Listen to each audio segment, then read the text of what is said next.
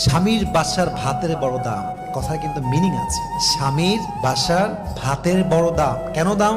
স্বামীর বাড়ির ভাত খেতে হলে স্বামীর খোঁটা সহ্য করতে হয়, স্বামীর মায়ের খোঁটা সহ্য করতে হয়, স্বামীর বাবার ডিসরেসপেক্ট সহ্য করতে হয়, স্বামীর বোনের খোঁটা খেতে হয়, অনেক অসম্মান হজম করতে হয়, স্বামীর গালি হজম করতে হয়। তাই মেয়েরা বলে স্বামীর বাড়ির ভাতের বড় দাম। আমি কথা বলবো, কথা সত্য, তবে একটা কথা অ্যাড করতে হবে। যদি আপনার স্বামীর বাড়ির ভাতের দাম এত বেশি মনে হয়, তবে মাথায় রাখবেন বিয়ের পরে স্বামীর বাড়ির ভাতের দাম যে পরিমাণ বেশি, আপনার নিজের বাপের ঘরের ভাতের দাম তার চেয়ে বেশি। বুঝবেন, জাস্ট তালাকটা নিয়ে বাসায় যাবেন, তাহলে বুঝবেন।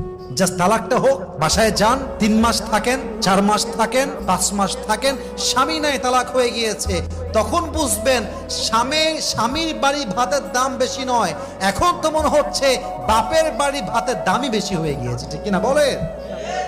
একজন তালাকপ্রাপ্ত মেয়ে লিখেছে, যদি একবার সুযোগ পেতাম, একবার চান্স পেতাম, বাপের বাসা ছাড়তাম, আজীবন লাথি